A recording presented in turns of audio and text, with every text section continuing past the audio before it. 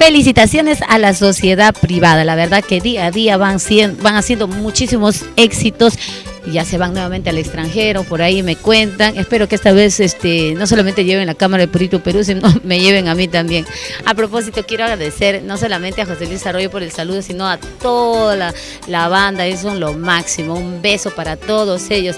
A propósito, hablando de saludos, señor director, ¿usted cree que sea posible que podríamos ver nuevamente esos saluditos que me ha mandado José Luis Arroyo?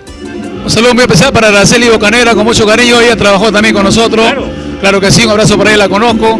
Canta muy bien, su grupo es excelente y que Dios lo bendiga, que siga adelante. Arriba, a triunfar como siempre, porque ella es una triunfadora. Felicidades, Araceli. Dios te bendiga. Vaya, sí que se nota que José Luis Arroyo es hincha de Purito Perú. Me han dicho que nos ve, que para chequeando el programa y nos agradece también que siempre pongamos. Sí, en el escenario también pues nos manda muchísimos saludos y nosotros estamos agradecidísimos por eso. Pero no es el único, señores, sino vamos a ver el siguiente video.